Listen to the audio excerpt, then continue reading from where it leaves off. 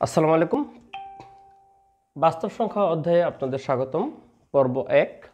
এই পর্বে কভার করব বইয়ের টাইপ 1। এই অধ্যায়টা মোটামুটি খুব গুরুত্বপূর্ণ। বিসিএস কেন্দ্রিক বা সব পরীক্ষাতে এখান থেকে প্রশ্ন আসে, যদিও বিসিএসে সবসময় আসে না, তবে মোটামুটি ভালোই আসে। এই অধ্যায়টা তুলনামূলক একটু সহজ। ভিডিও ক্লাস না হলেও আপনারা অঙ্কগুলো পারতেন। বই আমি যেভাবে এক্সপ্লেন করেছি আপনারা পড়লেও বুঝতেন। তবে যেহেতু ভিডিও ক্লাস দিচ্ছি সব অধ্যায়ে, তাই এখানেও দিলাম। তো এখানে প্রথম টাইপটা যেটা, সেটা হচ্ছে বৃহত্তম এবং ক্ষুদ্রতম সংখ্যা নির্ণয়। বৃহত্তম এবং ক্ষুদ্রতম সংখ্যা নির্ণয় ব্যাপারটা হচ্ছে, এটা মেন্টাল অ্যাবিলিটিতে কাজে লাগবে এবং আপনাদের ম্যাথেও আসে। জাস্ট লাইক এরকম আমি 4টা সংখ্যা লিখি, এরকমভাবে ভগ্নাংশ আকারের 4টা সংখ্যা দেয়, দিয়ে আপনাকে বলতে পারে যে এদের মধ্যে থেকে কোনটা ছোট বা কোনটা বড়। তো যখন এরকম ছোট বড় আপনাকে জাজ করতে বলবে, তখন আপনাদের তো ক্যালকুলেটর নাই যে আপনি মান বের করে করে চেক করে করবেন। আপনাকে একটা প্রসেস ফলো করতে হবে, আর এই প্রসেসটা ক্লাস 7-এর বইয়ে দেওয়া আছে। জিনিসটা মানে প্রাথমিক লেভেলের যে আপনাদের বইগুলো প্লাস সবগুলো বই প্লাস আমার বইও প্রসেসটা দিয়েছি, তবু জাস্ট আপনাদের পড়াচ্ছি। আপনারা দুইটা দুইটা করে কম্পারিজন করবেন। ধরেন আমি এখানে বের করব সবচেয়ে বড় কোনটা। সাপোজ আমি টার্গেট হচ্ছে বড়, টার্গেট ছোট হতে পারে, টার্গেট বড় হতে পারে। তাহলে যদি টার্গেট বড়টা হয়, আমি প্রথমে এই দুইটার মধ্যে দেখব কোনটা বড়। এক্ষেত্রে আমাকে আর গুণ করতে হবে। তাহলে এইভাবে আর গুণ করলে 5-13 হয় 65, আর এইভাবে আর গুণ করলে 6-12 হয় 72। তাহলে কোনটা বড় এই দুইটার মধ্যে? এটা বড়। তাহলে 72টা উপরের কোন সংখ্যার গুণে আসছে? এটার। এভাবে গুণ দিলে 65, এভাবে গুণ দিলে 72। তাহলে এটা যেহেতু বড়, তাহলে এটা আসছে এভাবে গুণে, তাহলে উপরের সংখ্যাটা প্রায়োরিটি পাবে, তাহলে এটা হচ্ছে বড়, তাহলে এটা বাদ। এবার এটার সাথে এটা যাবেন আপনারা, ঠিক আছে? এখানে কম্পারিজন করতে পারেন, অথবা এটাও করতে পারেন যে এই দুইটার মধ্যে কোনটা আগে দেখে আসি। একভাবে করলে হয়েছে। আমি সিরিয়ালি যাই, ধরেন এটা, এই দুইটা যখন গুণ দিব, 6-24 কত? আপনি যখন গুণ দিবেন 6-24 144, 6-24 হচ্ছে 144, 6-20 120, আর 4 হচ্ছে 24, 144। আর এভাবে যদি গুণ দেন 13 × 11, 13 × 11 কত? 141, সরি 143। 13 × 11 হচ্ছে 143, 13 × 11, 3 একে 3, 1 × 3 1, 143, 143। তাহলে এটা বড়। তাহলে এটা কোত্থেকে পাইছি? এভাবে গুণ দিলে পাইছি, তাহলে এটাই প্রায়োরিটি থাকবে, তার মানে এটাও বাদ। এবার এটার সাথে এটা কম্পারিজন করব, 6/13 এর সাথে 3/8। এভাবে গুণ দেন, 6 × 8 = 48, এভাবে গুণ দেন 3 × 39। তাহলে বড় কোনটা? 48 বড়, তো এটা পাচ্ছি এভাবে, তার মানে এটাই আলটিমেটলি আমাদের গিয়ে বড় সংখ্যা 6/13, অর্থাৎ খ নম্বরটা উত্তর। একটা একটা করে আগাবো।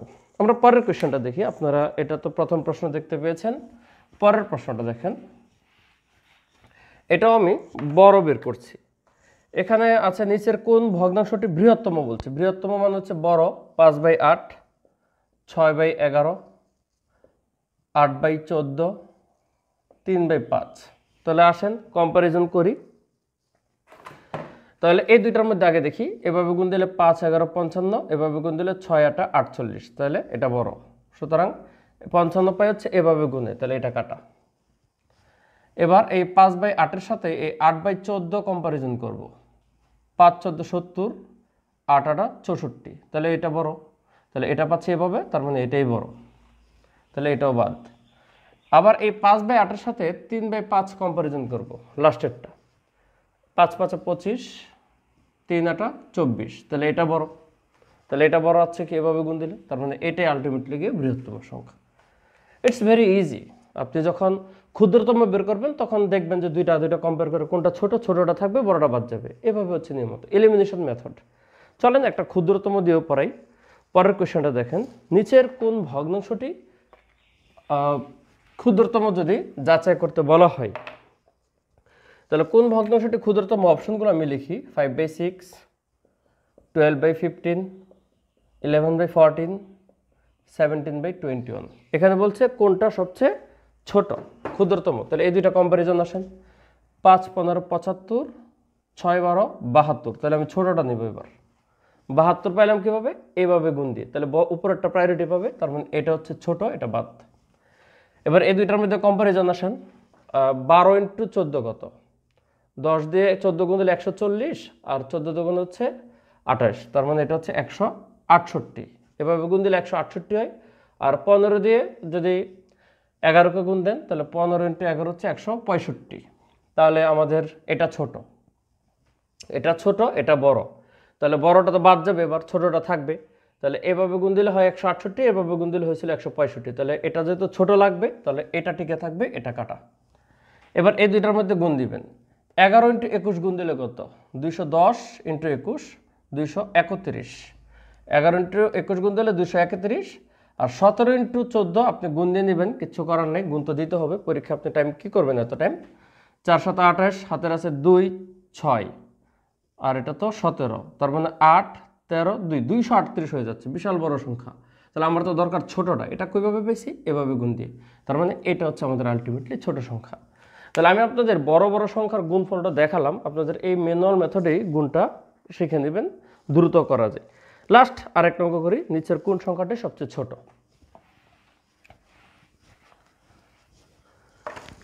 এখানে বলেছে কোনটা সবচেয়ে ছোট, তাহলে 2/11, 3/11, 2/13, 4/15। আমাদের বলছে কোনটা সবচেয়ে ছোট। তাহলে এই দুইটার মধ্যে আসলে আমাদের কম্পেয়ার করে লাভ নেই, কারণ এটা বড় হবে, এটা কাটা, কারণ উপরে নিচে যেহেতু একই সংখ্যা, উপরে যত ছোট হবে তত সে ছোট হবে। তাহলে এই 2/11 সাথে আমি এই 2/13 কাউন্ট করব। এবার দেখেন এই দুইটার উপরে মিল, নিচে দেওয়া মিল। বড় সংখ্যা দিয়ে 2কে ভাগ করলে ছোট হবে, নাকি ছোট সংখ্যা দিয়ে 2কে ভাগ করলে? তো ডেফিনেটলি এটা ছোট হবে। এরপর আপনি করতে পারেন যে 13 দুগুণে 26, 11 দুগুণে 22, তাহলে এটা ছোট, তার মানে এটা বাদ, এটা থাকবে।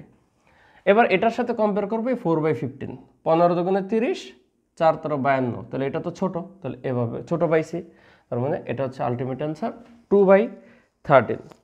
তাহলে এই হচ্ছে বৃহত্তম এবং ক্ষুদ্রতম সংখ্যা টাইপ 1। এটা আপনাদের 2 পার্টে কাজে লাগবে, ম্যাথমেটিক্যাল রিজনিং এবং মেন্টাল অ্যাবিলিটিতে আপনাদের লাগবে। তো আশা করি জিনিসটা বুঝছেন, এর বাইরে নেই। তো আল্লাহ হাফেজ, পরবর্তী পর্বের জন্য স্বাগত। বাস্তব সংখ্যার পর্ব 2 আপনাদের স্বাগতম। এই পর্বে কভার করব বইয়ের টাইপ 2, অর্থাৎ মূলদ অমূলদ সংখ্যা যাচাইকরণ। এটাকে কেন্দ্র করে কোয়েশ্চেন। তো কিছু কোয়েশ্চেন প্র্যাকটিস ভিডিওর শেষ পর্যায়ে করব বই থেকে স্পেসিফিক্যালি। আগে আমরা একটু মূলদ অমূলদের বেসিকটুকু শিখি এবং কীভাবে মূলদ অমূলদ যাচাই করব সেই ব্যাপারটা একটু খেয়াল করি। তাহলে প্রাথমিকভাবে আমরা একটু ডিসকাশন হবে, এরপর আমরা কোয়েশ্চেন প্র্যাকটিস করব। মূলদ সংখ্যা কাকে বলে? আপনারা ছোটবেলায় ডেফিনেশন শুনেছেন, যে সমস্ত সংখ্যাকে p/q আকারে প্রকাশ করা যায় এবং q = not 0, কারণ নিচে 0 এলে তো বাদ। পজিটিভ নেগেটিভ দুইটাই হতে পারে, ইটস নট ফ্যাক্ট, কিন্তু কিউ শূন্য হওয়া যাবে না। তাহলে কোনো সংখ্যাকে এরকম ভগ্নাংশ আকারে প্রকাশ করতে পারলে হচ্ছে মূলদ সংখ্যা, আর না পারলে অমূলদ। যেমন ধরেন 3 একটা কি সংখ্যা? 3 একটা মূলদ সংখ্যা, আমরা জানি। এটা কিভাবে p/q আকারে প্রকাশ হয়? কারণ 3কে লেখা যায় 3/1 p/q। কিংবা 1.5 একটা মূলদ সংখ্যা, এটাকে কিভাবে p/q আকারে লেখা যায়? এরকম 15/10, কারণ আমরা জানি উপরে দশমিক ছাড়া সংখ্যাটা হয়, আর এই দশমিকের জন্য 1, নিচে পরে যে কটা ঘর থাকে 0 হয়। এই যে এভাবে p/q আকারে প্রকাশ করা যায়। এখন আপনি যত সংখ্যা আছে সবগুলোকে এভাবে p/q আকারে প্রকাশ করে করে দেখবেন, করতে পারলে ভালো, কিন্তু যেন দেখা না লাগে এই জন্য মূলদ সংখ্যা এবং অমূলদ সংখ্যা যাচাইকরণের কিছু পলিসি আছে। আমরা সেই পলিসিগুলো অ্যাপ্লাই করলে খুব দ্রুত যাচ করতে পারবো। তো চলেন আমরা সেই পলিসি শিখি।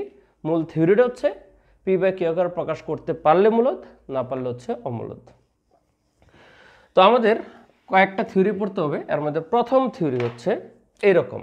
ধরেন আমি কিছু এক্সাম্পল দিই, আপনাদের বইয়ে আমি এক্সপ্লেন করে দিয়েছি, একবারে উদাহরণ দিয়ে দিয়ে বাংলা ভাষায় লিখে আপনারা বইটা ফলো করবেন। জাস্ট আমি বুঝিয়ে দিচ্ছি। 7024013925, এখানে আমি 3 ধরনের সংখ্যা লিখেছি, পজিটিভ অর্থাৎ ধনাত্মক, ঋণাত্মক এবং শূন্য। এই সবগুলোকে বলা হচ্ছে পূর্ণ সংখ্যা। এখন পূর্ণ সংখ্যা কাকে বলে? যে সমস্ত সংখ্যার মধ্যে কোনো দশমিক নেই সেটা পূর্ণ। পজিটিভ নেগেটিভ হোক, সমস্যা নেই। দশমিক থাকলে পূর্ণ হবে না, সেটা হবে ভগ্নাংশ। যেমন এটা 2.5 একটা ভগ্নাংশ। দশমিক থাকলে ভগ্নাংশ, দশমিক না থাকলে পূর্ণ সংখ্যা। তাহলে যত বড় পূর্ণ সংখ্যাই হোক না কেন, পজিটিভ বা নেগেটিভ হোক, দশমিক না থাকলে সেটা পূর্ণ, আর সকল পূর্ণ মূলদ সংখ্যা। তার মানে এখানকার সব হচ্ছে মূলদ সংখ্যা। মোরাল অফ দ্য স্টোরি, যে সংখ্যায় কোনো দশমিক নাই মূলদ সংখ্যা। এখন এটা বলতে পারবেন না যে স্যার √3 মধ্যে তো কোনো দশমিক নাই, এটা কি মূলদ? না, এটা অমূলদ। এটাকে ভাঙলে তো আপনার দশমিক আসবে, তখন চিন্তা ভাবনা করতে হবে। অর্থাৎ কোনো অপারেটর বিহীন, আপনার ধরেন লগ টু তো অমূলদ। অর্থাৎ এগুলো তো একটা অপারেটর। ফ্রেশ যত পূর্ণ সংখ্যা আছে সব মূলদ সংখ্যা। এবার আসেন সেকেন্ড বৈশিষ্ট্য, মূলদ অমূলদের দ্বিতীয় বৈশিষ্ট্য। আমরা তো দশমিক থাকলে তাহলে কি হবে, ধরেন 2.5892 বা -31.25629, কিংবা ওই যে আমার মোবাইল নাম্বারটি লিখি 017, ধরেন এখানে দিয়ে 28983564 এরকম লিখলাম। দেখেন এটা পজিটিভ নেগেটিভ দুই রকমের সংখ্যাই লিখেছি, দশমিক ঢোকাই দিছি। এখন এইগুলো কি মূলদ নাকি অমূলদ, এটা যাচাই করানোর একটা পলিসি। সেটা হচ্ছে আপনি দেখেন দশমিকের পর এখানে কয়টা আছে, 1 2 3 4 5 6 7 8, 8টা। এখানে 1 2 3 4 5টা, এখানে 1 2 3 4টা। 4টা হোক, 5টা হোক, 8টা হোক, 200 হোক, 2 কোটি হোক, 200 কোটি সংখ্যা হোক দশমিকের পরে, আপনি যদি গুনতে পারেন মূলদ। আপনি যদি দশমিকের পরে গুনতে পারেন যে আমার এতগুলো আছে, 20,000 কোটি ডিজিট আছে, মূলদ। গুনতে না পারলে চিন্তা ভাবনা হবে মূলদ নাকি অমূলদ সেটা পরে, কিন্তু গুনতে পারলে মূলদ। তাহলে আমরা কখন গুনতে পারবো না, যখন সংখ্যার পরে এরকমভাবে ডট ডট আকারে দেয়। সেটা নিয়ে হচ্ছে আপনাদের 3 নম্বর বৈশিষ্ট্য। ধরেন 5.382 dot dot dot dot dot, 0.101 dot dot dot, 2.9835162154 dot dot dot. এরকমভাবে যখন ডট ডট ডট থাকে তখন আমরা বলতে পারি এখানে অসংখ্য ডিজিট আছে দশমিকের পরে, আনকাউন্টেবল। তাহলে আনকাউন্টেবল হইলে তাহলে কি হবে, কাউন্টেবল হইলে মূলদ, তাহলে আনকাউন্টেবল হইলে কি অমূলদ? না। আপনার আনকাউন্টেবল হলে দেখতে হবে সেটাকে পৌনঃপুনিকে প্রকাশ করা যায় কিনা, বা আবৃত দশমিক 382। আমরা জানি দশমিকের পরে যদি কোনো কিছু রিপিটেশন ঘটে তখন সেটা কিরকম পৌনঃপুনিক দেওয়া যায়। যেমন এখানে 101 রিপিট হচ্ছে, তাহলে এখানে পৌনঃপুনিক দিতে পারবো। কিন্তু এটার কিন্তু কোনো সিমিলারিটিস নেই, র্যান্ডমলি সে যাচ্ছে, তার মানে এটাকে পৌনঃপুনিকে দিতে পারবো না। যে সমস্ত সংখ্যাতে এরকম পৌনঃপুনিক দিতে পারবো এগুলো হবে মূলদ, আর যদি না দেওয়া যায় তখন সেটা হবে অমূলদ। পৌনঃপুনিকে দিতে পারলে মূলদ, আর না দিতে পারলে কি অমূলদ। এটা হচ্ছে দশমিক সংখ্যা। তাহলে আমরা প্রাথমিকভাবে 3 ধরনের জিনিস শিখলাম। কোনো সংখ্যায় দশমিক না থাকলে মূলদ, দশমিক থাকলে পরে ডিজিট গুনতে পারলে মূলদ, আর যদি না গুনতে পারি আনকাউন্টেবল হইলে, না গুনতে পারলে পৌনঃপুনিকে পড়লে মূলদ, না হলে অমূলদ। এটা হচ্ছে জেনারেল 3টা সিনারিও। এর বাইরে এবার অপারেটর যুক্ত সংখ্যা পড়ব, পরের বৈশিষ্ট্য। এগুলোতে কোনো অপারেটর ছিল না। অপারেটর মানে কি, ধরেন √9 বা √81 বা √61 বা √45 বর্গমূল অপারেটর থাকতে পারে, বা ঘনমূল থাকতে পারে, ধরেন ঘনমূল 27 বা ঘনমূল অফ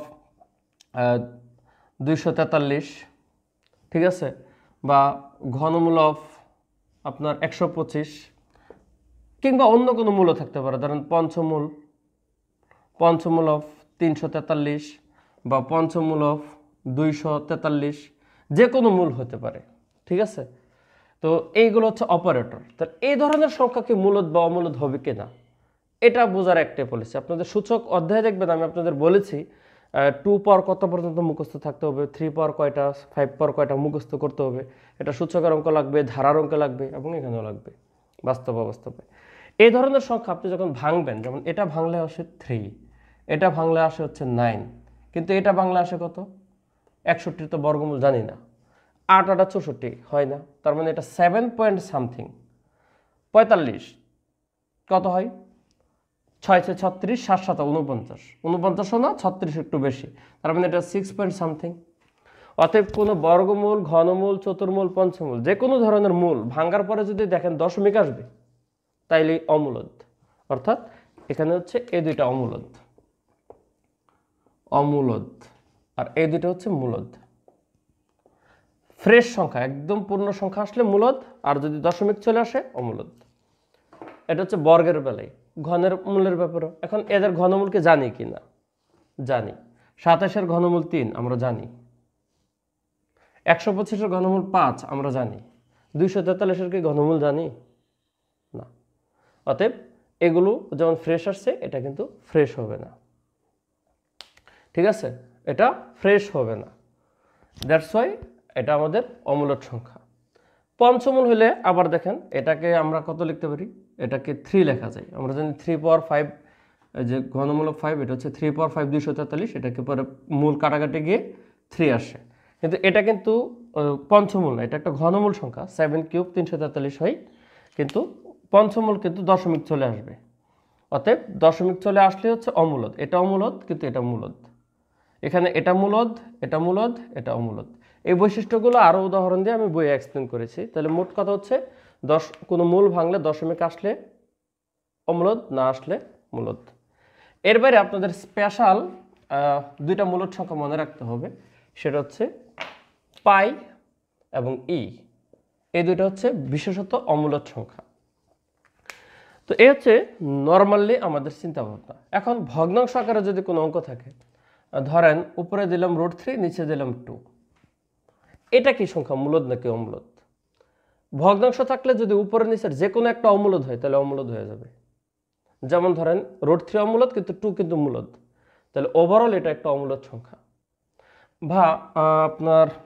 বা ধরেন এখানে এটা দিল চতুর্মূলক 81, আর এখানে দিল ঘনমূলক 27, এটা কি সংখ্যা? আপনাকে কনফিউজ করার জন্য দিতে পারে। আপনার চিন্তা করা দরকার, আপনি এটা ভাঙবেন। 81-র চতুর্মূল ভাঙলে হবে কত? 3। আর 27-এর ঘনমূল ভাঙলে কত হবে? এটাও 3। তাহলে 3 3 কাটাকাটি কি কত? 1। তার মানে এটা একটা মূলদ সংখ্যা। বা ভিন্ন সংখ্যা দিতে পারে, ধরেন 512, এটাকে দিল ঘনমূল, আর ধরেন চতুর্মূল দিল 81। এখন 81-র চতুর্মূল ভাঙলে 3 হয়, 512 ঘনমূল দিলে ভাঙলে 8 হয়, তাহলে 8/3 একটা মূলদ সংখ্যা। কিন্তু যদি এরকমটা হয়, ধরেন √26 বাই হচ্ছে ঘনমূলক 27, তাহলে ঘনমূল 27 ভাঙলে 3, কিন্তু √26 তো ভাঙা যাচ্ছে না, তার মানে এটা হচ্ছে অমূলদ সংখ্যা, তাহলে এটা মূলদ, তাহলে এটা ওভারঅল হবে অমূলদ। তাহলে এই ভগ্নাংশ আকারে প্রশ্ন হলে যদি দুইটাই মূলদ হয় তখন মূলদ হবে এরকম, আর যদি যে কোনো একটা অমূলদ হয় তাহলে জিনিসটা অমূলদ হয়ে যাবে। এই হচ্ছে আপনাদের মূলদ অমূলদের বেসিক। এবার আমরা কিছু কোয়েশ্চেন সলভ করব, আপনাদের বই থেকে কোয়েশ্চেন সলভ করব। তাহলে প্রথম প্রশ্নটা আপনারা স্ক্রিনে দেখতে পাচ্ছেন। এখানে বলছে একটা সংখ্যা দিয়েছে যে পি যদি একটা মৌলিক সংখ্যা হয়, তাহলে √p কত? সকল মৌলিক সংখ্যার বর্গমূল কি হবে? তাদের অমূলদ সংখ্যা হবে। সকল মৌলিক সংখ্যার বর্গমূল অমূলদ সংখ্যা, কারণ ধরেন এই মৌলিক মানে হচ্ছে এই সংখ্যাকে অন্যগুলো কিছুতে ভাগ করা যায় না। আপনি যদি মূলদ ধরেন 4কে বর্গমূল করেন 2 আসে, এটা কীভাবে আসে? 2 × 2। 4কে কোনো কিছুতে ভাগ করে তো এরকম গুণফল আকারে প্রকাশ করতে পারলে তো লাস্টে গিয়ে এটা একটা বর্গমূল থেকে একটা সলিড সংখ্যা আসে। যেমন 9 √9, এটাকে আপনি √3 × 3 লিখতে পারেন। ভাগ করতে পারলেন আপনি, এটা পারবেন। ভাগ না করতে পারলে কেমনে পারবেন? তাহলে মৌলিক সংখ্যাকে তো ভাগ করা যায় না, এই জন্য সকল মৌলিকের বর্গমূল হচ্ছে অমূলদ সংখ্যা। নেক্সট কোশ্চেনটা দেখেন, আপনাদের দুইটা ভ্যালু একটু মুখস্থ রাখতে হবে। বলছে √2 এবং √3-র মাঝখানে আপনাদের মধ্যবর্তী মূলদ সংখ্যা। এখানে 4টা অপশন আছে। √2-র ভ্যালু হচ্ছে 1.41, মুখস্থ রাখবেন, কাজে লাগবে পরিমিতিতে। √3-র ভ্যালু হচ্ছে 1.73, এটাও আপনার মুখস্থ রাখতে হবে। তাই মানে সব রুট মুখস্থ রাখতে হবে না, শুধু এই দুইটা রুট মুখস্থ রাখবেন। তাহলে এই দুইটার মাঝখানে কি সংখ্যা আছে? অপশনগুলোর মাঝখানে একটা আছে 1.5, এই জন্য অ্যান্সারটা হচ্ছে 1.5। পরের প্রশ্নটা দেখেন, বলছে নিচের কোনটি অমূলদ সংখ্যা? তো এখানে আপনারা 4টা অপশন দেখতে পাচ্ছেন, নিচের কোনটি অমূলদ সংখ্যা, এবং সবগুলোর মধ্যেই ডট ডট ডট দিয়েছে। কিন্তু প্রথম প্রশ্ন যেটা আছে, ধরেন 1.111 এভাবে যাচ্ছে, তার মানে রিপিটেশন হচ্ছে, এটাকে পৌনঃপুনিকে প্রকাশ করতে পারবেন, তার মানে এটা হচ্ছে আপনার মূলদ। পৌনঃপুনিকে ফেলতে পারলে মূলদ। এরপরটা দেখেন 1.1010101 এভাবে যাচ্ছে, তার মানে এই যে 10101010 পৌনঃপুনিক হচ্ছে, তাহলে পৌনঃপুনিক হলে তো মূলদ হয়, আমাকে বলছে কোনটা অমূলদ। এরপরটা দেখুন 1.1001001001 এভাবে যাচ্ছে, ঠিক আছে? তার মানে এইটুকু রিপিট হচ্ছে, তার মানে এটা হচ্ছে মূলদ। লাস্টেরটা দেখেন কোনো বৈশিষ্ট্য পড়ে না, 1.10, 100, 100, দেখেন এই যে শূন্য একটা করে বাইরে যেতেছে, তার মানে এটা কিন্তু রিপিট হচ্ছে না, এই জন্য এটাকে পৌনঃপুনিকে প্রকাশ করা যাবে না। তাই এটা হচ্ছে আপনাদের অমূলদ সংখ্যা, যে থিওরি আপনাদের পড়িয়েছি। এরপরে নেক্সট কোশ্চেন দেখেন, এখানে বলছে নিচের কোনটি মূলদ সংখ্যা। এটা কিন্তু আপনাদের ভাঙছি। আপনারা দেখেন ঘনমূলক 243, 243-এর কিন্তু কোনো ঘনমূল আমাদের জানা নাই, কিন্তু 243-এর পঞ্চমূল জানা আছে, 243-এর পঞ্চমূল জানা আছে। যদি পঞ্চমূল হইতো এটা হয়তো 3, কিন্তু আমাদের তো পঞ্চমূল দেয় নাই। কিন্তু আরেকটা দিছে 343-এর ঘনমূল দিছে, 343-এর ঘনমূল আমরা জানি 7। আপনাদের সম্ভবততে আমি 10টা ঘনমূল মুখস্থ করাইছি, আপনারা সম্ভবত অংশে গিয়ে দেখবেন সংখ্যাবাচকে 10টা ঘনমূল মুখস্থ করাইছি। সেটা মুখস্থ থাকলে আপনি অটোমেটিক্যালি বুঝতে পারবেন এটা ঘনমূল 7, তার মানে এটাই হচ্ছে আপনাদের মূলদ সংখ্যা। উত্তরটা হচ্ছে খ। লাস্ট কোশ্চেন বলছে নিচের কোনটি আপনাদের অমূলদ সংখ্যা। তাহলে এখানে 4টা অপশনই ভগ্নাংশ আকারে আছে, সবগুলো থিওরি কিন্তু আমি বলে দিয়েছি, জাস্ট প্র্যাকটিস। যেমন প্রথম সংখ্যাটা দেখেন √27/3, 27-এর বর্গমূল কে আছে? নাই, তার মানে এটা অমূলদ। আর নিচেরটা তো মূলদ, তার মানে ওভারঅল এটা অমূলদ, আর যাচাই করার দরকার নেই। যেহেতু বলছে নিচের কোনটি অমূলদ সংখ্যা, তাহলে প্রথমটাই অমূলদ। তাহলে এইভাবে আপনাদের যদি আমার প্রাথমিক ডিসকাশনটুকু বুঝেন, তাহলে যে কোনো মূলদ অমূলদ আপনারা যাচাই করতে পারবেন নিমিষেই। অঙ্কগুলো প্র্যাকটিস করুন বই থেকে, আশা করি সব কিছু ক্লিয়ার হবে। আল্লাহ হাফেজ, ভালো থাকবেন। বাস্তব সংখ্যার পর্ব 3-এ আপনাদের স্বাগতম। এই পর্বে কভার করব বইয়ের টাইপ 3, অর্থাৎ মৌলিক সংখ্যা সংক্রান্ত অঙ্ক। আপনাদের পরীক্ষায় কিন্তু খুব বেশি বড় সংখ্যা সাধারণত দেয় না, 100-র ভিতরেই সংখ্যাগুলো দেয়, এর বেশি মনে হয় একবার মাত্র আসছে। তো আপনাদের 100 পর্যন্ত 25টা মৌলিক সংখ্যা আছে, ডিরেক্টলি মুখস্থ করে ফেলতে হবে। ঠিক আছে, একবারে ডিরেক্ট মুখস্থ করতে হবে স্পেসিফিকলি। সম্ভবত অধ্যায়ে আমি এই জিনিসটা একটু ডিসকাস করেছি একটা কোড দিয়ে, আপনি অর্থাৎ 444 মানে এরকমভাবে মুখস্থ করতে পারেন যে 25টা মৌলিক সংখ্যা কোথায় কোথায় কয়টা আছে। যেমন আপনাদের যদি এখানে একটা সংখ্যা রেখা ড্র করি, এটা 0, 10, 20, 30, 40, 50, 60, 70, 80, 90, এটা হচ্ছে 100। একটা কোড নাম্বার আছে মৌলিক সংখ্যার 4422232231। এটা বোঝাই হচ্ছে এই প্রতি দশকে কয়টা মৌলিক সংখ্যা আছে। যেমন 40 থেকে 50 উপরে কত আছে? 3টা মৌলিক সংখ্যা আছে। কি কি? 41, 43, 47। ধরেন 20 থেকে 30-এর ভিতরে মৌলিক সংখ্যা হচ্ছে 2টা। কি কি? 23, 29। কিংবা 0 থেকে 10-এর পর্যন্ত কিন্তু 4টা আছে, 2, 3, 5, 7। তাহলে এই যে আপনাদের কোড দিয়ে কয়টা মৌলিক সংখ্যা আছে এটা যাচাই করতে পারবেন। এই সংখ্যাটা প্রয়োজন পড়ে হচ্ছে সম্ভাব্যতাতে। সেখানে আমি বলেছি যে শুধু এই কোড দিয়ে আপনি পার পারতে পারবেন না, আপনাকে স্পেসিফিক মৌলিক সংখ্যা 100 পর্যন্ত মুখস্থ রাখতে হবে। আমি এখানে বোর্ডে লিখলাম না, যেহেতু বইকেন্দ্রিক ক্লাস, আমি বইয়ে সুন্দর করে চার্ট আকারে দিয়ে দিয়েছি 1 থেকে 100 পর্যন্ত 25টা মৌলিক সংখ্যা কী কী, আপনাদের অবশ্যই সেটা মুখস্থ রাখতে হবে, বিভিন্ন জায়গায় কাজে লাগবে। এর মধ্যে থেকে কয়েকটা কথা মনে রাখতে হবে, সেটা হচ্ছে 1 কি? 1 মৌলিক সংখ্যাও না, যৌগিক সংখ্যাও না। 1 থেকে 100 পর্যন্ত মৌলিক সংখ্যা হচ্ছে 25টা, যৌগিক সংখ্যা 74টা, আর 1 মৌলিক যৌগিক একটাও পড়ে না। আর একমাত্র জোড় মৌলিক সংখ্যা হচ্ছে 2। পৃথিবীতে যত মৌলিক সংখ্যা আছে সব হচ্ছে বিজোড় সংখ্যা, কারণ মৌলিক সংখ্যার ডেফিনেশন হচ্ছে ওই সংখ্যা এবং 1 ছাড়া ভাগ করা যায় না। তাহলে সকল জোড় সংখ্যাকে জানি আমরা 2 দিয়ে ভাগ করা যায়। তাহলে একমাত্র 2 কি? 2 আর 1 ছাড়া ভাগ করা যায় না, এই জন্য 2 হচ্ছে একমাত্র জোড় মৌলিক সংখ্যা।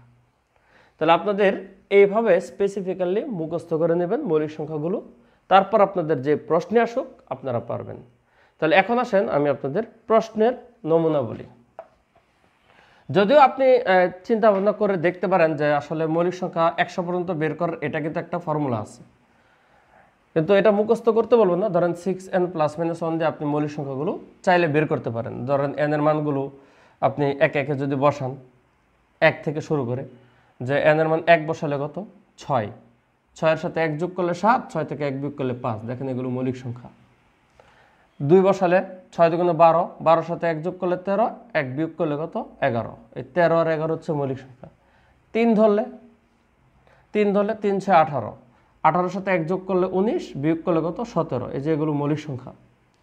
4 ধরলে, ঠিক আছে, 4 ধরলে কিন্তু দেখেন 4 সে 24, আর 24 থেকে 1 বিয়োগ দিলে 23, যোগ করলে কত 25, কিন্তু এই যে 25 মৌলিক না, 5 দিয়ে ভাগ যায়, কিন্তু 23 মৌলিক। তো সবসময় যে খাটবে এরকম কোনো কথা না, এরকমভাবে বিভিন্ন কনসেপ্ট আছে। তো স্পেসিফিক্যালি মৌলিক সংখ্যার কনসেপ্ট জানার চেয়ে আমার পরামর্শ হচ্ছে আপনারা এগুলো পাবেন আর কি, এই জন্য আপনাদের সতর্ক করে দিলাম যে বিভিন্ন ধরনের আপনারা ম্যাজিক পাবেন, ম্যাজিকের চেয়ে আপনারা মুখস্থ করলে ভালো হবে। চলেন এখন অঙ্কের নমুনা দেখি আপনাদের, যে স্পেসিফিক কী কী অঙ্ক আসে আপনারা পারবেন কিনা। বেশ কয়েকটা অঙ্ক আপনাদের প্র্যাকটিস করাবো। যেমন প্রথম কোশ্চেনটা দেখেন, আপনারা স্ক্রিনে দেখতে পাচ্ছেন, নিচের কোনটি মৌলিক সংখ্যা। তাহলে এখানে 4টা অপশন আছে, এর মধ্যে দেখেন একটা অপশন আছে খ নম্বরে 47। তাহলে 4টা অপশনের মধ্যে আপনাদের যদি স্পেসিফিক মুখস্থ থাকে 40 থেকে 50 পর্যন্ত মৌলিক সংখ্যাগুলো কি 41, 43, 47, এই যে 47 মৌলিক সংখ্যা। তাহলে মুখস্থের উপর কিচ্ছু নেই, সব জায়গায় তো আর মুখস্থ করতে বলি না, গণিত মানে মুখস্থ না বোঝার, কিন্তু কিছু ক্ষেত্রে মুখস্থ করতে হবে। তাহলে এটার উত্তর হচ্ছে খ 47। এরপর 2 নম্বর প্রশ্ন দেখেন, নিচের কোনটি মৌলিক সংখ্যা। এখানে আপনার সংখ্যা দিয়েছে 91, 87, 63 এবং 59।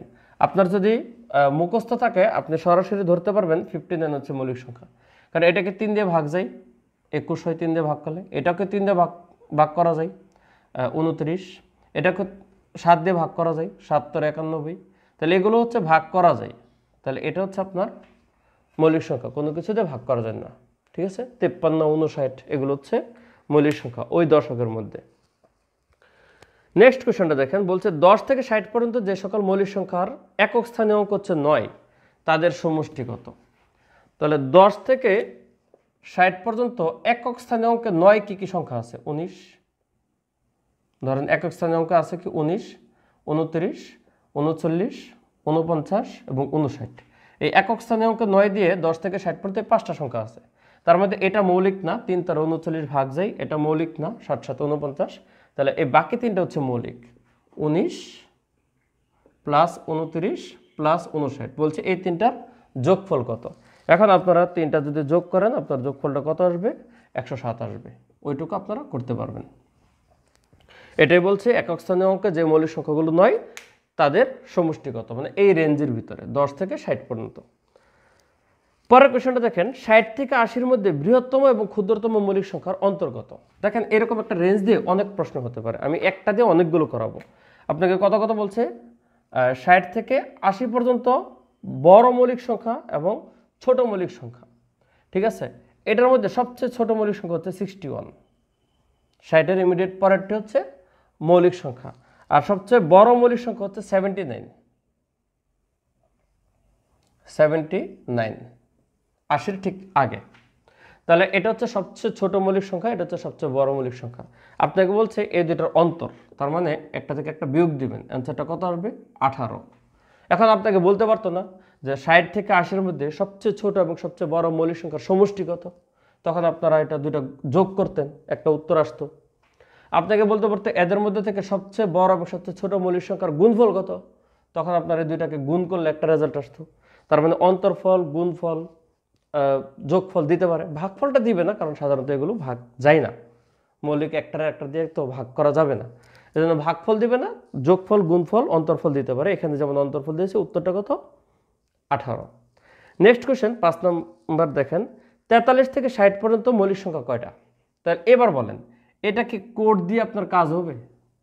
আপনি যদি 43 থেকে 60 পর্যন্ত স্পেসিফিক না জানেন যে 43, 47, তারপর 53, 59 এই ধরনের যদি মৌলিক সংখ্যাগুলো স্পেসিফিক্যালি না জানেন, তাহলে কিন্তু আপনার উত্তর করা ইম্পসিবল। অতএব কোনো কোডে কাজ হবে না, মুখস্থ করলে ডিরেক্ট লিখে উত্তরটা 4 দাগাতে পারবেন। তারপর আমরা তো মৌলিক নিয়ে পড়তেছি, অনেকগুলো অঙ্ক করলাম।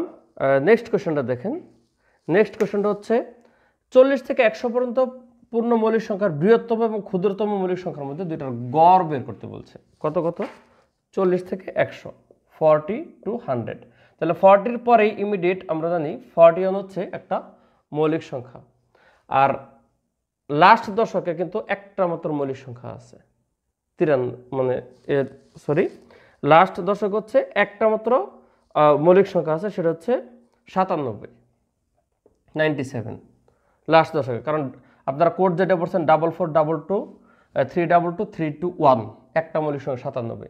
তাহলে 97 এবং 41 বলছে বৃহত্তম এবং ক্ষুদ্রতম মৌলিক সংখ্যা দুইটার গড় কত, গড় মানে যোগফল ভাগ 2।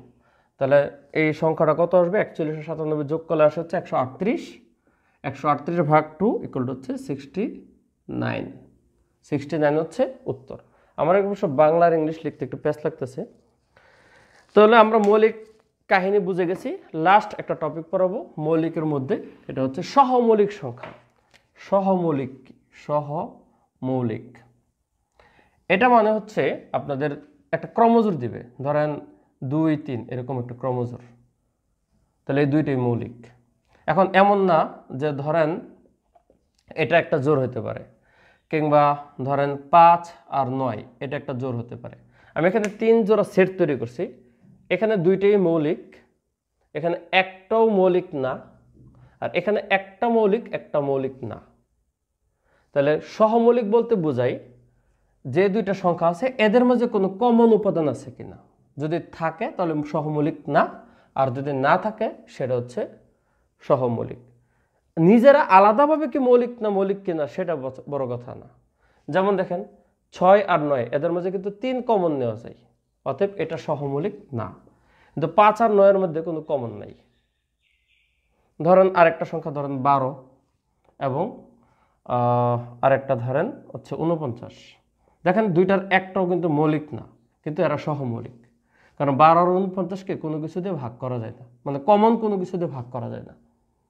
এটা হচ্ছে সহমৌলিকের ফ্যাক্ট। তাহলে আপনারা নেক্সট কোয়েশ্চনটা দেখেন, এখানে একটা অপশন আকারে দিয়েছি, নিচের কোন ক্রমজোটটি সহমৌলিক। প্রথম অপশনে দেখেন 4 6 এর মধ্যে 2 ভাগ করা যায়, এটা না। পরেরটা 6 9 3 ভাগ করা যায়, এটাও না। পরেরটা 9 12 3 দিয়ে ভাগ করা যায়, এটাও না। লাস্টেরটা হচ্ছে 12 17 কোনো ভাগ করা যায় না। অর্থাৎ সহমৌলিক হচ্ছে ডি নাম্বার, অর্থাৎ কারেক্ট অ্যান্সার ডি। তাহলে মৌলিক নিয়ে আশা করি আপনাদের আলোচনা শেষ হয়েছে। পড়লে আরও বিস্তারিত অনেক পড়া যায়, অযথা মাথার ভিতর প্রেশার ক্রিয়েট করবেন, পরীক্ষায় এগুলি আসে। ভালো থাকবেন, আল্লাহ হাফেজ। বাস্তব সংখ্যার পর্ব 4-এ আপনাদের স্বাগতম। এই পর্বে আমরা 3টা টাইপ পড়ব, টাইপ 4 5 6 সহজ টাইপ, এই জন্য 3টা টাইপ। তো প্রথম টাইপ 4 নম্বর কোশ্চেন, পরীক্ষা প্রচুর আসে, কিন্তু এটা হচ্ছে বাস্তব সংখ্যার সবচেয়ে সহজ অঙ্ক, মধ্যম সংখ্যা নির্ণয়। আমি নাম দিয়েছি, সব জায়গায় পাবেন যত তত। এখন যত ততর সে হচ্ছে আমি মধ্যম সংখ্যা নামটা আমার কাছে স্যুট করেছে বেশি। প্রথম প্রশ্নটা দেখতে পাচ্ছেন, একটা সংখ্যা 301 থেকে যত বড় 381 থেকে ঠিক ততটুকু ছোট, মানে ঠিক মাঝখানে যে সংখ্যাটা আছে এটাই কি 301 থেকে যতটুকু বড় হবে 381 থেকে ঠিক ততটুকু ছোট হবে। তাহলে এই মাঝের সংখ্যাটা কত কিভাবে বের করব, আপনারা গড় নির্ণয় করে ফেলবেন। গড় কিভাবে বের করে, দুইটার যোগফল ভাগ 2, তার মানে 682 ভাগ 2 অর্থাৎ 341 হচ্ছে উত্তর। তাহলে কারেক্ট অ্যান্সার কত, 341। একেবারে সিম্পল, যত তত মানে মধ্যম সংখ্যা বের করতে গেলে জাস্ট গড় নির্ণয় করে ফেলবেন। আরেকটা কোশ্চেন দেখেন, পরের প্রশ্নটা। পরের প্রশ্ন বলেছে কোন একটি সংখ্যা 650 থেকে যত বড়, মানে 650 থেকে যতটুকু বড় 820 থেকে ঠিক ততটুকু ছোট, তার মানে যতটুকু বড় এটা ঠিক ততটুকু ছোট। তাহলে আমরা মাঝখানের সংখ্যাটা বের করব কিভাবে, তাদের মধ্যে গড় নির্ণয় করব। গড় কিভাবে, দুইটা সংখ্যা যোগফল ভাগ 2। তাহলে এটাকে ক্যালকুলেশন করলে আসবে আপনার 735। এই হচ্ছে আপনাদের উত্তর। তাহলে এই টাইপে অনেকগুলো অঙ্ক আপনাদের দিয়েছি, একই জাতীয় একই কথা, প্র্যাকটিস করবেন বই থেকে, নিয়মটা অলরেডি শিখে গেছে। তো আমরা চলে যাই পরবর্তী টাইপ, অর্থাৎ টাইপ 5। টাইপ 5 হচ্ছে বৃহত্তম এবং ক্ষুদ্রতম সংখ্যার অন্তরফল, মানে আপনাদের কতগুলো ডিজিট দিবে বা একটা রেঞ্জ দিবে যে এর মধ্যে সবচেয়ে বড় সংখ্যা এবং সবচেয়ে ছোট সংখ্যার বিয়োগফলটা কত। যেমন আপনারা প্রথম প্রশ্নটা দেখেন, এখানে 0 1 2 তারপর 3 এই 4টা সংখ্যা দিয়ে বলছে এদের দ্বারা সবচেয়ে বড় যে সংখ্যা তৈরি করা যায় এবং সবচেয়ে ছোট যে সংখ্যা তৈরি করা যায় তাদের বিয়োগফল। সবচেয়ে বড় সংখ্যা তৈরি করতে গেলে শুরু যত বড় দিবেন তত বড় হবে এটা, আর সবচেয়ে ছোট হচ্ছে শুরু যত ছোট দিবেন তত ছোট হবে। কিন্তু এটা তো আর 4 অঙ্কের হবে না, ছোট সংখ্যা হবে, কিন্তু আপনাকে তো বলছে 4 অঙ্কের হতে হবে। এটা অঙ্ক 4টা, কিন্তু অর্থবাচকভাবে তিনটা, এই জন্য শূন্য স্টার্ট করা যাবে না, এই জন্য এইটুকু একটু অল্টার করে দেন 10 দিলেই এটা কি হয়ে যাবে, সবচেয়ে ছোট সংখ্যা হয়ে যাবে। তাহলে সবচেয়ে বড় সংখ্যা হচ্ছে 3210, সবচেয়ে ছোট হচ্ছে 1023। এখন এদের মাঝে যদি বিয়োগ করেন তাহলে 2187 আসবে, এটা উত্তর। নেক্সট একটা কোশ্চেন, এটা তো ডিজিট দিয়েছে, এখন ডিজিট ছাড়া যে কোশ্চেনটা হয় দেখেন বলছে 5 অঙ্কের, আপনাকে স্বাধীনতা দিয়েছে যে 5 অঙ্কের বৃহত্তম এবং 4 অঙ্কের বৃহত্তম সংখ্যার মধ্যে, না 5 অঙ্কের ক্ষুদ্রতম এবং 4 অঙ্কের বৃহত্তম। এখন 4 অঙ্কের সবচেয়ে বড় সংখ্যাটা তৈরি করা যায় এটা, আর 5 অঙ্কের সবচেয়ে ছোট সংখ্যাটা তৈরি করা যায় হচ্ছে এটা। 1 2 3 4 5, প্রথমে 1 দিয়ে সব শূন্য। তাহলে এই দুইটার মধ্যে পার্থক্য কোথায়? আপনি যদি বিয়োগ করেন অ্যান্সারটা আসবে 1। নেক্সট আরেকটা কোশ্চেন, 5 অঙ্কের বৃহত্তম থেকে 5 অঙ্কের ক্ষুদ্রতম। এবার কি অঙ্কটা সেম রাখছে, আগেরটা যেমন 5 অঙ্কের বড় 4 অঙ্কের ছোট দিছে, এবার বলছে 5 অঙ্কের বড় থেকে 5 অঙ্কের ছোট। তাহলে 5 অঙ্কের বড় কত? 5টা 9 হবে। 5 অঙ্কের ছোট কত? এটা হবে। এবার এদের মাঝে বিয়োগ করেন, আর এই বিয়োগ ফল তো খুবই সহজ, 9 9 9 9 8। তাহলে এটা হচ্ছে আনসার। এগুলো আসলে পড়ানোর ব্যাপার না, আপনার বইয়ে যেমনি দিয়েছি পড়লেই বুঝবেন। ওই যে সব ক্লাস নিচ্ছি, তাহলে এটা কেন নয়, এই জন্য নিচ্ছি। তাহলে নেক্সট কোশ্চেন আমরা আসি টাইপ 6-এ। টাইপ 5 এখানেই শেষ, এই রিলেটেড বাকিগুলো আপনারা প্র্যাকটিস করবেন বই থেকে। টাইপ 6 বলছে ক্রমিক সংখ্যার গুণফল থেকে যোগফল নির্ণয়। জাস্ট লাইক এখানে প্রথম প্রশ্নটা দেখেন, 3টি ক্রমিক সংখ্যার গুণফল তাদের যোগফলের 5 গুণ। ক্রমিক সংখ্যাগুলো 3টা বলছে, তো সাধারণত একটা এক্স, আরেকটা তার পরে ধরবেন, আরেকটা তার আগে ধরবেন। আর ক্রমিক মানে কিন্তু সব পজিটিভ হবে, কোনো নেগেটিভ না এই ক্ষেত্রে। তাহলে এই হচ্ছে 3টা ক্রমিক সংখ্যা সিরিয়ালি, এটা থেকে 1 বড়, এটা থেকে 1 বড়, কারণ সব পজিটিভ ধরলে ক্যালকুলেশনটা আপনাদের একটু কষ্ট হয়ে যাবে। এখন বলছে তাদের যোগফল আর গুণফল, ঠিক আছে? এখন তাদের যোগফল কত? 3টা যোগ করলে কত? x - 1 + x + x + 1। তখন এই 3টা যদি যোগ করেন তাহলে আসবে হচ্ছে 3x, কারণ 1 1 বাদ হয়ে যাবে। এটা হচ্ছে যোগফল। আর 3টার গুণফল কত? এটা, এটা আর হচ্ছে এটা। এখন আপনাকে প্রশ্ন বলছে এই গুণফলটা তাদের যোগফলের 5 গুণ, মানে যোগফলকে 5 দিয়ে গুণ দিলে সমান হবে। এবার এখান থেকে সমাধান করে আপনাকে x এর মানটা বের করতে হবে, আর x এর মানটা বের করতে পারলে আপনি এদের গড় বের করতে পারবেন। এদের গড় মানে কি? 3টা সংখ্যার যোগফল ভাগ 3। তাহলে আলটিমেট টার্গেট হচ্ছে আমাকে x বের করা। এখন সমাধান করেন, এটাকে কি লেখা যাবে? x × x² - 1 ইকুয়াল টু কত? 3 × 5 = 15x। তাহলে এটা হচ্ছে x³ - 15x, না না না মাইনাস, ওইটা একসাথে না করি, x³ - x, আর এটা এই পাশে নিয়ে আসি, -15x = 0। তার মানে x³ - 16x = 0। x কমন নেন, x² - 16 = 0। তাহলে এখান থেকে আমাদের একটা আসবে হচ্ছে x = 0, আর আরেকটা আসবে হচ্ছে x² x = 0 একটা আসবে, আর একটা আসবে x² - 16 = 0। এখান থেকে x² = 16 বা x = +-4। এখন 3টা মান কিন্তু পাইছি x এর মান পাইছি 0 4 আর -4। যেহেতু বলছে ক্রমিক সংখ্যা, ক্রমিক শুরু হবে 1 থেকে, এই জন্য 0 বাদ -4 বাদ, আমাদের গ্র্যান্টেড ভ্যালু হবে 4। তাহলে x এর মান 4 বসালে সংখ্যাটা কত হবে? এই 3টার সংখ্যা কত হবে? আপনার হচ্ছে 3টার গড় বের করতে বলছে, তাহলে আগে গড় লেখেন। 3টার গড় কত? গড় হচ্ছে এটা যোগ এটা যোগ এটা ভাগ 3। গড় মানে হচ্ছে সবগুলো যোগফল ভাগ যতটা সংখ্যা তত দিয়ে ভাগ। তাহলে এখানে উপরে আসবে 3x, নিচে হচ্ছে 3, তার মানে আলটিমেটলি হচ্ছে x। তাহলে গড় কত? x। তাহলে x মানে কত? 4। তাহলে অ্যান্সারটা হচ্ছে 4। পরের কোশ্চেন দেখেন, এখানে বলছে পরপর 3টা সংখ্যা, পরপর 3টা সংখ্যা মানে কিন্তু ক্রমিক সংখ্যা, এদের গুণফল বলছে 120, তাহলে তাদের যোগফল কত?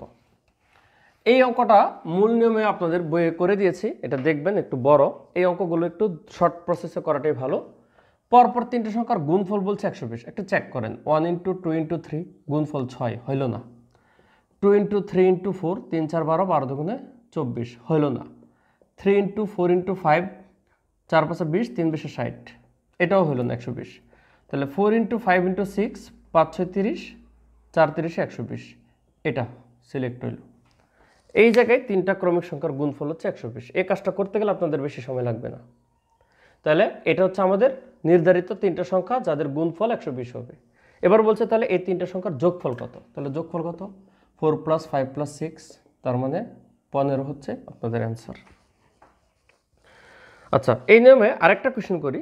আপনাদের দেখতে পাচ্ছেন যে পরের কোয়েশ্চেনটা যেটা, যে তিনটি ক্রমিক সংখ্যার গুণফল হচ্ছে 60, তাহলে তাদের যোগফল কত। দেখেন আমি কিন্তু ক্রমিক সংখ্যাগুলো অ্যারেঞ্জমেন্ট করছি। তাহলে পরেরটা বলছে তিনটা ক্রমিক সংখ্যার গুণফল হচ্ছে 60, তার মানে আমাদের এদিকে যাওয়া লাগবে না, যেহেতু বলছে 60 তাহলে আমাদের সিলেক্ট হবে এটা। তাহলে এখানে তিনটা ক্রমিক সংখ্যার তাহলে যোগফল কত 3 + 4 + 5, 3 × 4 = 7, 7 × 5 = 12 উত্তর। তাহলে এই হচ্ছে আপনাদের এটার অ্যান্সার কত 12। খুবই সহজ এই টাইপটা। তাহলে আমরা তিনটা টাইপ পেলাম, টাইপ 4, 5, 6, আলটিমেটলি সহজ টাইপ, কিন্তু বাস্তব সংখ্যার সবগুলো পরীক্ষায় বিসিএস বলেন বা নন বিসিএস বলেন সব পরীক্ষায় এগুলো কিন্তু আসে। তাই আশা করি বুঝছেন এবং পড়বেন। আল্লাহ হাফেজ। বাস্তব সংখ্যার পর্ব 5 অর্থাৎ শেষ পর্ব আপনাদের স্বাগতম। এই পর্ব আমরা পড়ব তিনটা টাইপ 7, 8, 9 এবং গুরুত্বপূর্ণ টাইপ, তুলনামূলক সহজ বাট গুরুত্বপূর্ণ। সম্প্রতি আমি বেশ কয়েকটা চাকরির পরীক্ষা হতে দেখেছি টাইপ 7 থেকে কোশ্চেন আসছে, সবসময় আসে। অঙ্ক করতে সময় লাগে হাইস্ট 5 সেকেন্ড।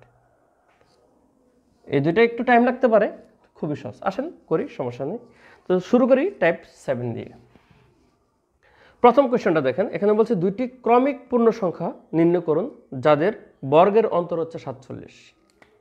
অর্থাৎ দুইটা সংখ্যা বের করতে বলছে, তাদের স্কোয়ার করে ডিফারেন্স করলে আসে কত 47। তাহলে এটা আপনাদের একটা শর্টকাট আছে, দুইটা সংখ্যার বর্গের অন্তর এগুলো যদি রিটেনে লাগে না, আপনারা শর্ট প্রসেস দিয়ে করবেন সংখ্যাদ্বয়ের যোগফল। অর্থাৎ আমাদের দুইটা সংখ্যার বর্গের অন্তর হবে সংখ্যাদ্বয়ের যোগফল।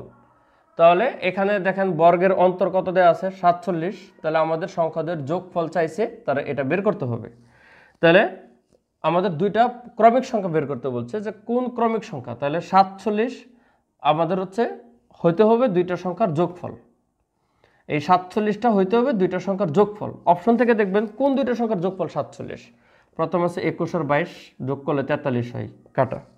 পরেরটা আছে 22 আর 23 যোগ করলে হয় হচ্ছে 45, এটা কাটা। তাহলে তারপরেরটা যদি দেখি গ নাম্বার, এটা আছে 23 আর 24, তাহলে দুইটা যোগ করলে হয় 47। আমাদের তো এটাই দরকার। তাহলে যেহেতু বলছে দুইটা সংখ্যার বর্গের অন্তর হচ্ছে সংখ্যাদের যোগফল, এটা হচ্ছে সূত্র। আমাদের চাইছে সংখ্যা দুইটা কত, তাহলে যোগফল আমরা অপশন থেকে বের করব, যে দুইটার যোগফল এই 47 হবে সেটাই উত্তর সূত্র অনুসারে। পরের কোয়েশ্চনটা দেখেন আপনারা, এখানে বলছে দুইটা ক্রমিক সংখ্যার বর্গের অন্তর হচ্ছে 199, তাহলে বড় সংখ্যাটা কত। তাহলে অপশন থেকে দেখতে হবে যে বড় সংখ্যাটা কত। তবে আপনারা আরেকটা প্রসেস ফলো করতে পারেন, এই যে বর্গের অন্তর এটাকে আপনারা 2 দিয়ে ভাগ করেন, ভাগ করলে একটা আধা সংখ্যা আসবে দশমিক। যেমন এটাকে 2 দিয়ে ভাগ করলে কত হবে 9 × 2 = 18, তারপর থাকবে 1, 19, 9 × 2 = 18 আর থাকবে 1, মানে 2 দিয়ে 1 এর ভাগ করলে 99.5। তাহলে এখানে যে সংখ্যাটা আসবে আধা ওই পাশে এবং আধা এই পাশে দুইটা সংখ্যা পাবেন। এই হচ্ছে আপনাদের কাঙ্ক্ষিত দুইটা সংখ্যা। দুইটা সংখ্যার বর্গের অন্তর থেকে সরাসরি সংখ্যা দুইটা বের করার পলিসি হচ্ছে আপনি 2 দিয়ে ভাগ করে ফেলবেন। যেমন আগেরটা ছিল 47, 47কে 2 দিয়ে যদি ভাগ করেন তাহলে আসবে কত হচ্ছে 23.5। তার মানে 23.5 আধা ওই পাশে কত 24 আর আধা এই পাশে কত 23। তাহলে এই দুইটা সংখ্যা হচ্ছে আপনাদের নির্ধারিত সংখ্যা। এবার যদি বড়টা বলে বড়টা দিবেন, ছোটটা বলে ছোটটা দিবেন। তাহলে যে কোনো সংখ্যার বর্গের অন্তর যে সংখ্যাটা, সেটাকে 2 দিয়ে ভাগ করলে যে সংখ্যাটা পাবো তার অর্ধেক ওই পাশে এবং অর্ধেক মানে আধা এই পাশে, আধা আর কি 0.5 ওই পাশে এবং এই পাশে হচ্ছে দুইটা সংখ্যা পাওয়া যাবে। তাহলে 2 নম্বরটা আশা করে বুঝছেন। এখানে বলছে বড় সংখ্যাটা কত, তার মানে বড় সংখ্যাটা হচ্ছে আমাদের 100। নেক্সট কোয়েশ্চনটা দেখেন, নেক্সট কোয়েশ্চন বলছে দুইটি ক্রমিক স্বাভাবিক সংখ্যার বর্গের অন্তর হচ্ছে 17, তাহলে সংখ্যাদের যোগফল কত 17ই হবে, কারণ বর্গের অন্তরফল ইকুয়াল টু জানি সংখ্যাদের যোগফল, আমি তো বলছি। এরপর আপনার মন চাইছে যে বের করতে, তাহলে এটাকে 2 দিয়ে ভাগ করলে কত আসবে 17কে 2 দিয়ে ভাগ করলে আসে 8.5। ঠিক আছে, 17কে আপনি যদি 2 দিয়ে ভাগ করেন তাহলে সংখ্যাটা আসবে 8.5। তাহলে এর আধা ওই পাশে হচ্ছে 9, আধা এই পাশে হচ্ছে 8। তাহলে 8 আর 9 যোগ করলে কত? 17। এই ঘুরে ফিরে একই আসে। তাহলে সংখ্যাদের বর্গের সমষ্টি অন্তর্ফল ইকুয়াল টু হচ্ছে সংখ্যাদের যোগফল। সেই অনুসারে আমরা করতে পারছি। এটার উত্তর কত? 17। নেক্সট আরেকটা অঙ্ক করি, কারণ এই টাইপের তো সবগুলো অঙ্ক করে দরকার নেই, বইয়ে অনেকগুলো দিয়েছি। লাস্টেটা বলছে দুইটা ক্রমিক বর্গের সংখ্যার অন্তর্ফল হচ্ছে 23। তাহলে সংখ্যাদ্বয় কত? তাহলে আপনাদের কি বলছে? 2 দিয়ে ভাগ করবেন। 2 দিয়ে ভাগ করলে হবে 11.5 ভাগ করলে, এটা 2 দিয়ে ভাগ করলে 11 2 22 আর হচ্ছে 0.5। তাহলে আধা এই পাশে কত? 12, আধা এই পাশে কত? 11। তাহলে হচ্ছে সংখ্যা দুইটা, 11 আর 12। ক নম্বর উত্তর। তাহলে আমরা শিখে গেলাম টাইপ 7। তাহলে নেক্সট আসেন টাইপ 8। আমরা ভাজক সংখ্যা নির্ণয় করব। ভাজক সংখ্যা মানে কোনো একটা সংখ্যাকে যতগুলো সংখ্যা দিয়ে ভাগ করা যায়। এটার একটা পলিসি আছে, যেমন আপনারা দেখেন এখানে বলছে 72 সংখ্যাটার ভাজক সংখ্যা কত। তাহলে এটা বের করতে গেলে আগে লসাগু করতে হবে। করেন, 2 দিয়ে করলে 36, 2 দিয়ে করলে 18, 2 দিয়ে করলে 9, 3 দিয়ে করলে 3, আর যায় না। তাহলে এটাকে আপনি লিখতে পারেন কত? 3টা 2, অর্থাৎ 72 ইকুয়াল টু লেখা যায় 2 কিউব ইন্টু 3 স্কোয়ার। তাহলে 72কে লেখা যায় কত? আচ্ছা, সব ইংলিশ লিখছি, এটা বাংলা লিখছি, ঠিক আছে। তাহলে এই 72কে লেখা যায় 2 কিউব ইন্টু 3 স্কোয়ার। তাহলে এটার ভাজক সংখ্যা কত? আপনারা পাওয়ারগুলো করবেন। পাওয়ার কত? একটা 3, একটা 2। তাহলে এই পাওয়ার যোগ 1 ইন্টু এই পাওয়ার যোগ 1, অর্থাৎ 4 ইন্টু 3 ইকুয়াল টু 12। তাহলে ভাজক সংখ্যা হচ্ছে 12। এই হচ্ছে ভাজক সংখ্যার সূত্র। আপনি প্রথমে লসাগু করে উৎপাদকে দেখবেন কি কি সংখ্যার পাওয়ারে কনভার্ট করা যায়। সেই সংখ্যাগুলোর পাওয়ারগুলোর সাথে 1 যোগ করে গুণ করে দিবেন। 3 এর লগে 1 যোগ 4, 2 এর লগে 1 যোগ 3 গুণ করে দিলে ভাজক সংখ্যা পাওয়া যাবে হচ্ছে 12টা। এটা হচ্ছে একটা স্পেসিফিক সংখ্যা দিয়ে যদি ভাজক সংখ্যা চাই, আমাদের একটু সময় কম লাগবে, কিন্তু পরের কোশ্চেনটার মতো যদি দেই তাহলে একটু টাইম লাগবে। এটা বলছে নিচের কোনটির সবচেয়ে বেশি ভাজক সংখ্যা আছে। এটা তো আপনি না বের করে পারবেন না। তাহলে এখানে বলছে 88, এখানে বলছে 91, এখানে হচ্ছে 95, এখানে হচ্ছে 99। আপনাদের আলাদাভাবে বের করতে হবে কার ভাজক সংখ্যা কয়টা। তাহলে এটাকে আপনি কিভাবে প্রকাশ করতে পারবেন? আপনি একটু সিম্পলি দেখেন সরাসরি কেমনে লেখা যায়। এটার সংখ্যাটা কিন্তু 8, 11, 88 লেখা যায়। তাহলে 8কে লেখা যায় 2 কিউব ইন্টু হচ্ছে 11। তাহলে এর পাওয়ার কত? 3, 1 যোগ করলে কত হবে? 4 ইন্টু এর পাওয়ার হচ্ছে 1, 1 যোগ করলে কত হবে? 2। তার মানে 4 2 8টা ভাজক সংখ্যা হচ্ছে এটার কত? এটাকে আপনি কিন্তু 791 প্রকাশ করতে পারেন। অন্য কোনোভাবে এটাকে কনভার্ট করার কোনো সুযোগ নাই। 91 মানে হচ্ছে 713। তাহলে 7-এর উপরে পাওয়ার 1 যোগ করলে হবে 2 ইন্টু 13-এর উপরে পাওয়ার 1 আরও 1 যোগ করলে হবে 2। তাহলে 2 দুগুণে এটার ভাজক সংখ্যা হচ্ছে 4টা। 95কে আপনি প্রকাশ করতে পারেন কত? 5 19 95। আর কোনো বিকল্প উপায় নেই, একটাই উপায়, 5 19 95। তাহলে এর ভাজক সংখ্যা হবে 5-এর উপরে 1 পর, তার মানে 2, 19-এর উপরে 1 পর, তার মানে 2। সংখ্যাগুলো কিন্তু 1 যোগ করে হচ্ছে, তাহলে গুণফল হচ্ছে 4। তাহলে এটার ভাজক সংখ্যা 4টা। 99কে লেখা যায় কত? 9 11 99, 9 ইন্টু 11। 9কে লেখা যায় 3 স্কোয়ার ইন্টু 11। তাহলে 3-এর উপরে যত পাওয়ার 2, তাহলে এখানে হবে 3, 1 বেশি হয়ে ইন্টু 11-এর উপরে যত পাওয়ার 1, এটা হয়ে যাবে 2। তাহলে 3 দুগুণে 6টা ভাজক সংখ্যা পাবো। তাহলে সবচেয়ে বেশি দেখা যাচ্ছে এটাই, 88 উত্তর। 8টা ভাজক সংখ্যা আছে। তাহলে আমরা ভাজক সংখ্যাটাও শিখে গেলাম। তাহলে আমরা এখন চলে যাব আমাদের লাস্ট টাইপ, অর্থাৎ টাইপ 9। টাইপ 9 হচ্ছে পূর্ণবর্গ হওয়ার শর্ত। একটা সংখ্যার সাথে কি গুণ দিলে পূর্ণবর্গ হবে? ধরেন 3, 3 কিন্তু পূর্ণবর্গ সংখ্যা না, কিন্তু এর সাথে আরেকটা 3 গুণ দিয়ে দেন, 3 স্কোয়ার একটা বর্গ সংখ্যা, ঠিক আছে। এখন যদি ধরেন 15, 15-এর সাথে কি গুণ দিলে পূর্ণবর্গ সংখ্যা হবে? এটাকে আপনি এভাবে লিখবেন 3 ইন্টু 5। তাহলে এটাকেও স্কোয়ার বানাতে হবে, এটাকে স্কোয়ার বানাতে হবে। তাহলে এটাকে স্কোয়ার বানাতে গেলে একটা 3 গুণ দেওয়া লাগবে, আর এটাকে স্কোয়ার বানাতে গেলে আরেকটা 5 গুণ দেওয়া লাগবে। তাহলে আপনার ছিল হচ্ছে 3, আপনি একটা 3 আনছেন, ছিল 5, একটা 5 আনছেন, তাহলে কি গুণ দিচ্ছেন? 15। এটা হচ্ছে মোট কথা। এখন সবসময় যে আপনাকে ওই যা সংখ্যা আছে তাই গুণ দিলে পূর্ণবর্গ সংখ্যা বানাইতে হবে এরকম না। যেমন ধরেন আপনাদের 48। এখন 48 একটা সংখ্যার সাথে কি গুণ দিলে পূর্ণবর্গ সংখ্যা হবে? 48কে লেখা যাচ্ছে 16 ইন্টু 3, মনে করেন 16কে লেখা যায় 4 স্কোয়ার ইন্টু 3। তাহলে এটা তো পূর্ণবর্গ হয়েই আছে, তাহলে এখানে একটা 3 গুণ দিলে এটাও পূর্ণবর্গ হয়ে যাবে, 3 স্কোয়ার হয়ে যাবে। তাহলে কি গুণ দেওয়া লাগতেছে? 3, কিন্তু এটার কিন্তু 48 গুণ দেওয়া লাগতেছে না। অতএব আপনি কোনো একটা সংখ্যাকে পূর্ণবর্গ বানাইতে গেলে নিয়মটা কি জানেন? নিয়মটা হচ্ছে আপনার এই ধরনের কথা, আপনাকে একেবারে লসাগু করতে হবে। 2, 24, 2, 12, 2, 6, 2, 3, জোড়াই একটা বর্গ, জোড়াই একটা বর্গ, এটার জোড়া নাই, তাহলে এটা জোড়া বানাইতে কি লাগে? 3। এটা হচ্ছে নিয়ম। তাহলে আমরা এই নিয়ম অনুসারে এখন অঙ্ক প্র্যাকটিস করব। যেমন প্রথম কোশ্চেনটা আপনারা দেখেন। প্রথম প্রশ্নটা বলছে 2450, 2450-এর সাথে কি গুণ দিলে এটা পূর্ণবর্গ হবে? তাহলে লসাগু করেন। লসাগু ফার্স্টে 2 দেওয়া যাবে, 2450-কে 2 দেওয়া করলে হচ্ছে 1225। এরপর এটাকে 5 দিয়ে ভাগ করা যাবে, অন্য কিছু দিয়ে যায় না। 5 দিয়ে ভাগ করলে 5 দুগুণে 10, 2 ধরলে 4 5 20, হাতের 2 ধরলে 5, 245 হয়। 245-কে আবারও 3 দিয়ে যাবে কি না? 3 দিয়ে যায় না, 3 8 24, 5-কে যায় না, 5 দিয়ে যাবে। 5 দিয়ে করলে 4 5 20, হাতের আছে 4, 5 9 45, 49। 49-কে যাবে হচ্ছে 7 দিয়ে।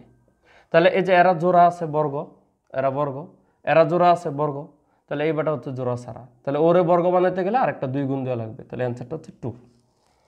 এটার সাথে 2 গুণ দিলে পূর্ণবর্গ হয়ে যাবে। যেটা জোড়া ছাড়া, এটাকে জোড়া বানাইতে গেলে যা লাগবে তা করবেন। এখন মাল্টিপল সংখ্যা করা লাগতে পারে, যেমন পরের কোশ্চেনটা দেখেন, একটু কমপ্লেক্স প্যাটার্নে যদি দেয়।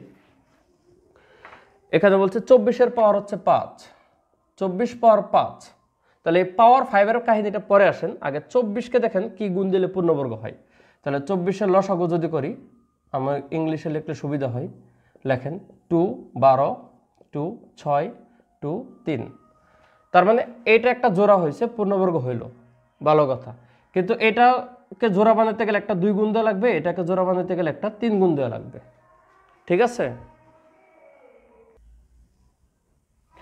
তাহলে পরের সংখ্যাটা যদি দেখেন, তাহলে 6 দিয়ে গুণ দিতে হবে আপনাদের। এখানে হচ্ছে 6 দিয়ে গুণ দিলে এটা পূর্ণবর্গ হবে। তাহলে এটা যদি পূর্ণবর্গ হয়, এর উপরে যত পাওয়ারই হোক পূর্ণবর্গ হবে। একটা সংখ্যা নিজে যদি পূর্ণবর্গ হয়, তার উপরে যত পাওয়ার হোক পূর্ণবর্গ হবে। সুতরাং পাওয়ারটাকে আপনার এত গ্র্যান্ড করার দরকার নেই, ঠিক আছে?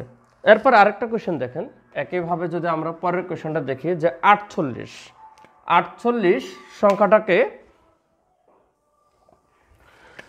48 সংখ্যাটাকে এর উপরে পাওয়ার আছে কত? 5। ওই পাওয়ার আমি বলছি দেখার দরকার নেই, আপনি এটাকে নিয়ে কাজ করেন। 48, 2, 24, 2, 12, 2, 6, 2, 3। তাহলে এরা আছে জোড়া, এরা আছে জোড়া, তাহলে জোড়া ছাড়া কি? এই 3, এর জোড়া বানান, 3 দিয়ে গুণ করা লাগবে। তাহলে এটার অ্যান্সারটা হচ্ছে কত? 3। খুব সহজ কিন্তু। লাস্ট একটা পেঁচানো কোশ্চেন দিই, পরের কোশ্চেনটা দেখেন, এটা হচ্ছে লাস্ট কোশ্চেন। দেখে মনে হতে পারে হার্ড, কিন্তু আসলে এতটা হার্ড না। 72 into 75 into 3 cube into 4 cube into 2 পাওয়ার 8, এটাকে কি দিয়ে গুণ করলে পূর্ণবর্গ হবে? আপনি আলাদা আলাদা চিন্তা করতে হবে। যেমন 72 কি লাগবে? 72, আচ্ছা আপনি একটু সহজে করা যায়। 72-কে আপনি লিখে ফেলেন 8 নং 72। আর 15-কে বর্গ সংখ্যার যদি চিন্তা করেন, তাহলে হচ্ছে কিসে লেখা যায়? 25 ইন্টু 3, 3 25 72। আর এটা হচ্ছে 3 কিউব, এটা 4 কিউব, এটা হচ্ছে 2 পাওয়ার 8। তাহলে এটা হচ্ছে 2 কিউব, এটা হচ্ছে 3 স্কোয়ার, এটা হচ্ছে 5 স্কোয়ার, এটা হচ্ছে 3, এটা হচ্ছে 3 পাওয়ার কিউব, এটা হচ্ছে 4 কিউব, আর এটা হচ্ছে 2 কিউব। তাহলে 2 কয়টা হলো? 2 কিউব আর 2 কিউব, 2 পাওয়ার 6। 3 কয়টা হলো? 2 1 3, 3 3 6। 4 কয়টা হলো? 3টা। 5 কয়টা? 2টা।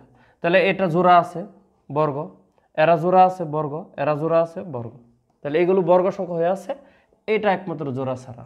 তাহলে 4 কিউবকে আপনি যদি একটা 4 দিয়ে গুণ দেন, জোড়া হবে, মানে 4 পাওয়ার 4 হবে।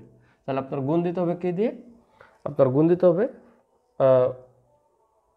4 দিয়ে। আচ্ছা না, 4 লাগবে না, এটার একটা কাহিনী আছে। 4-কে তো আরও ছোটো ভাঙতে পারেন, যত ছোট আছে ভাঙতে হবে। তাহলে 4-কে আবার লেখা যায় কত? 2 স্কোয়ার। 2 স্কোয়ার হচ্ছে কিউব, দ্যাট মিন্স আপনার কত আসতেছে? 2 কিউব,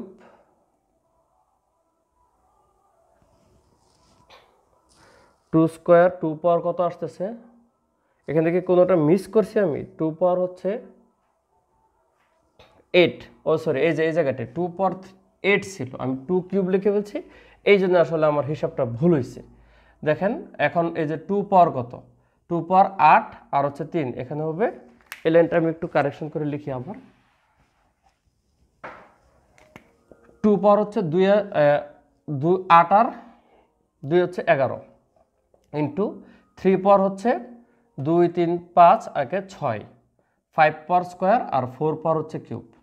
তাহলে 4 একটা বর্গ সংখ্যা, আপনাদের বলছি বর্গ সংখ্যার উপরে যত ওই দেন না কেন বর্গ সংখ্যা হবে, তাহলে এটা বর্গ, এটা জোড়া আছে বর্গ, এটা জোড়া আছে বর্গ, তাহলে এটাকে জোড়া বানাতে গেলে 2 পাওয়ার 12 বানালে হচ্ছে আপনার বর্গ সংখ্যা হবে। তাহলে 12 বানাতে গেলে কি দিয়ে গুণ দেওয়া লাগবে, একটা 2 দিয়ে গুণ দিলে 12 হবে, তাহলে অ্যান্সারটা হচ্ছে 2। তাহলে আপনাকে 2 দিয়ে গুণ করতে হবে। এই হচ্ছে ultimately answer. Sorry for mistake, এটা 2 কিউব ভুলে লেখাতে মিলাতে পারতেছিলাম না। তাহলে এই হচ্ছে আপনাদের পুরো অধ্যায়টা শেষ। আশা করি বুঝেছেন ভালো। আল্লাহ হাফেজ।